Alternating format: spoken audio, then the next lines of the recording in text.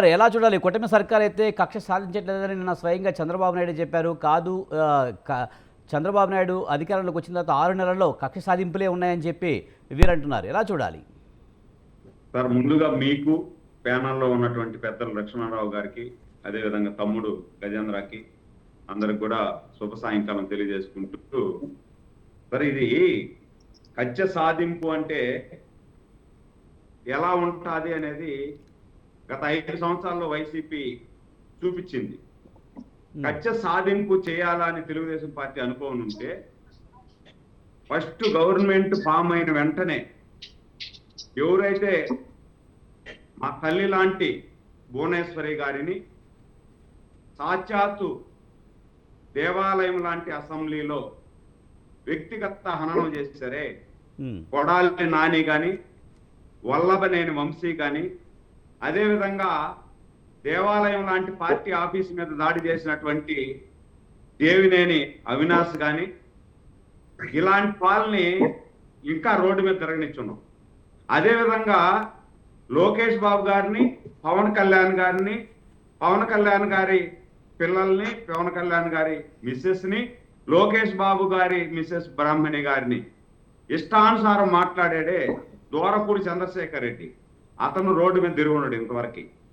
పెద్దిరెడ్డి రామచంద్రారెడ్డి గారు, మా పక్క నియోజకవర్గం, పెద్దిరెడ్డి రామచంద్రారెడ్డి గారు కక్ష సాధింపే ధోరణిగా పెట్టుకొని ఎవరైనా ప్రభుత్వం మీద, ప్రభుత్వం చేసే వ్యతిరేక కార్యక్రమం ఏదైనా ఒక మాట మాట్లాడాలన్నా రోడ్డు మీదకి రానికుండా అరెస్ట్ చేసి కొల్లబొడిపి చేశారే పెద్దిరెడ్డి రామచంద్రారెడ్డి రోడ్డు మీద ఉన్నాడు. రోజా గాని, అదే విధంగా పేరు నాని గాని, ఇవన్నీ ఒక ఎత్తు అయితే జోగి రమేష్ సాక్షాత్ మా పార్టీ అధినేత చంద్రబాబు గారి ఇంటి మీదకే దాడికి వెళ్ళాడు, తెగబడ్డాడు ఇంటి మీదకి. జోగి రమేష్ ఇంకా రోడ్డు మీద ఉండుంటాడా?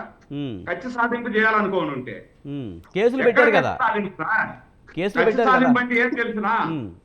సాధింపు అంటే ఏదో తెలుసా సార్?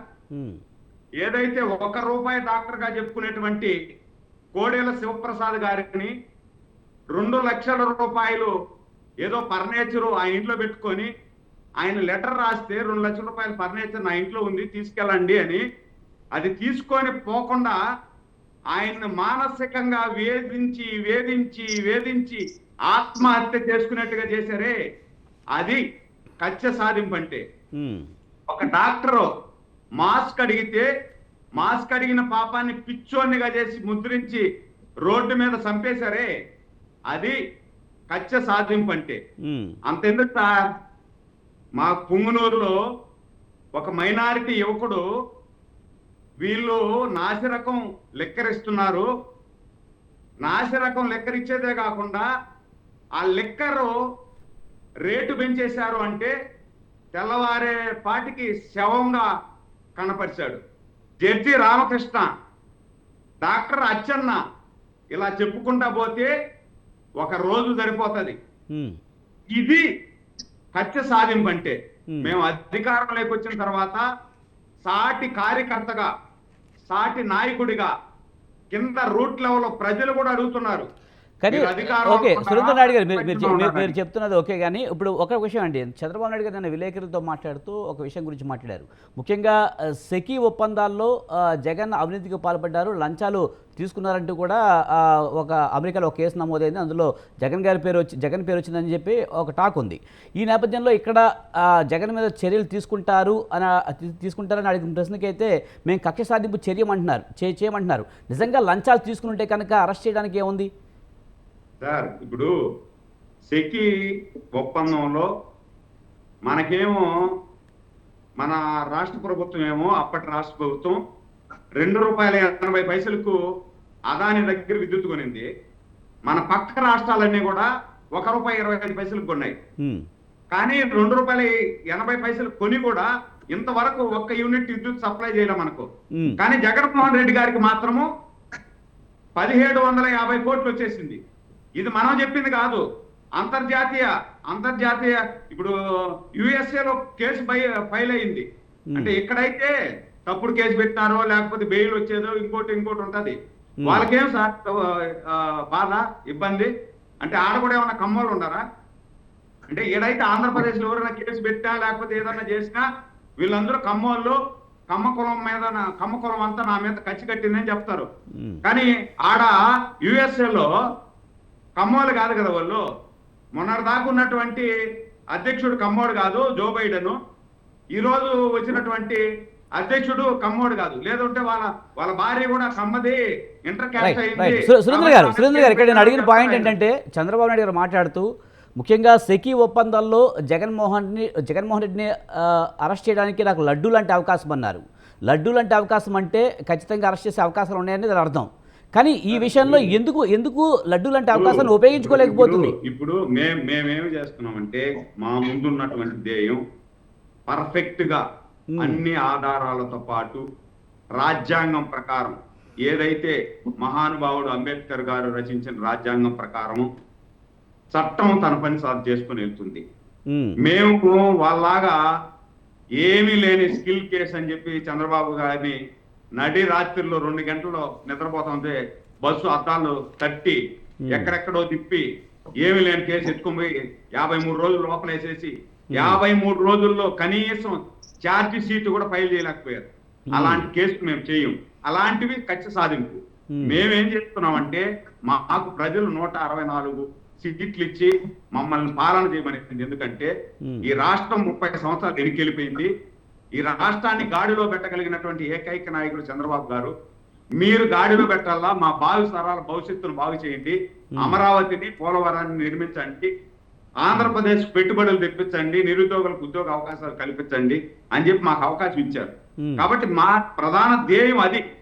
దాని మీద మేము కానీ ఇక్కడ ఎవరైతే దోషులు ఉండారో ఈ దోషులు నిరూపణ అయిన తర్వాత చట్టం పని తాను చేసుకోబోతుంది. చంద్రబాబు నాయుడు పోయి వాళ్ళని అరెస్ట్ చేసేయండి, వీళ్ళని అరెస్ట్ చేసేయండి అని చెప్పి చంద్రబాబు గారు లేకపోతే పవన్ కళ్యాణ్ గారు లేకపోతే లోకేష్ బాబు చెప్పాల్సిన అవసరం లే.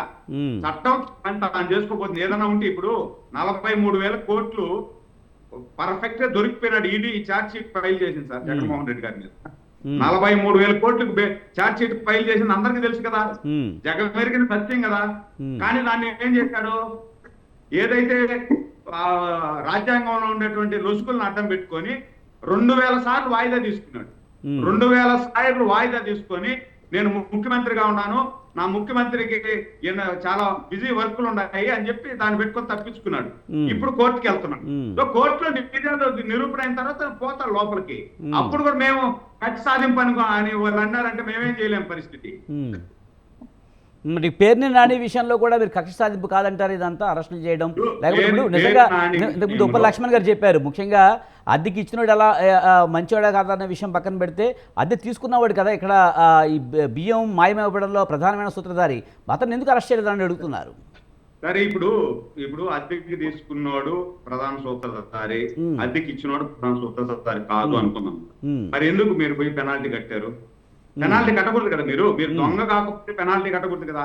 మీరే ఏమని చెప్తున్నారు, నా గోడౌన్ లో బియ్యం మాయమయ్యాయనేసి నా దృష్టికి వచ్చింది, వెంటనే నేను పోయేసి డబ్బు కట్టాను అంటే నువ్వు కట్టకూడదు, నాకు సంబంధం లేదు, నేను అద్దెకి చేశాను, అద్దెకి తీసుకున్న వాళ్ళు చేశారు అని చెప్పి నువ్వు చెప్పుండాలా. కేసు కోర్టులో కేసు వేసి ఉండాలా, కోర్టు ఉండాలి కదా.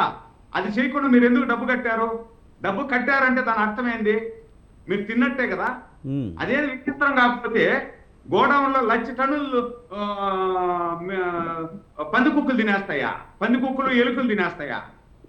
అది ఎట్లా తింటాయి? ఇప్పుడు దాంట్లో కూడా వాచ్మ్యాన్ లేదా అక్కడ ఉండే అతను క్లియర్ గా చెప్తున్నాడు, నాకు సంబంధం లేదు, వాళ్ళు తీసుకెళ్లారు అని చెప్పి క్లియర్ గా చెప్తున్నాడు అతను.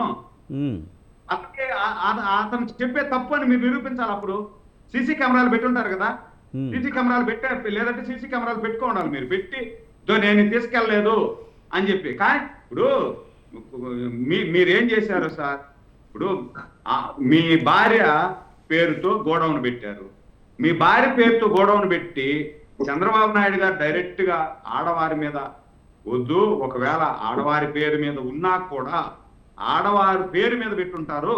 కానీ ఇంట్లో ఎవరైతే మగవారు ఉన్నారో, భర్త కొడుకో ఉన్నారో, వాళ్ళు చెప్పినట్టే ఇంట్లో ఆడవాళ్ళు సహజంగా నడుస్తారు. కాబట్టి వాళ్ళ మీద ఎందుకు, ఆమె మీద ఎందుకు, ఏదైనా ఉంటే నిజంగా వాళ్ళ మీద ఉంటే వాళ్ళ మీద చర్య తీసుకున్నాము అని చెప్తే దాన్ని కూడా వేరే విధంగా చెప్తారు. కానీ మాకుంటే పేరు నాని సత్యమణిని విచారణకి పిలవలేదంటారా అయితే? ఇప్పుడు పేరు నాని సతీమణిని విచారణకు పిలిచారు, పిలిచి మాట్లాడారు. అంటే మన వాళ్ళు దాంట్లో ఏమన్నారంటే, ఇప్పుడు ఆడవారు ఉంటే ఆడవారు తప్పు చేయరనా, అందులో మగవారే నేను చెప్పేది అది కాదు సార్, చూడమని చెప్పారు. ఆడవారైనా కూడా తప్పు చేస్తే ఎవరైనా సరే, ఆడవారు తప్పు చేసినా మగవాళ్ళు తప్పు చేసినా లోపల వాళ్ళు తప్పదు.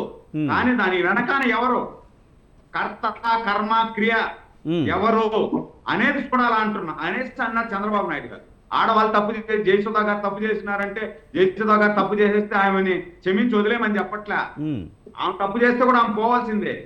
కానీ దాని వెనకాన ఎవరు కర్త కర్మ క్రియ, దాన్ని అది కావాలా అని చెప్పారు. రైట్. కాబట్టి ఎవరైనా సరే సార్, ఇప్పుడు పేరు నాని అయినా జగన్మోహన్ రెడ్డి గారి అయినా లేకపోతే ఇంకొకరైనా తప్పు చేసినప్పుడు ఖచ్చితంగా చట్టం తన పని తాను చేసుకుపోతుంది.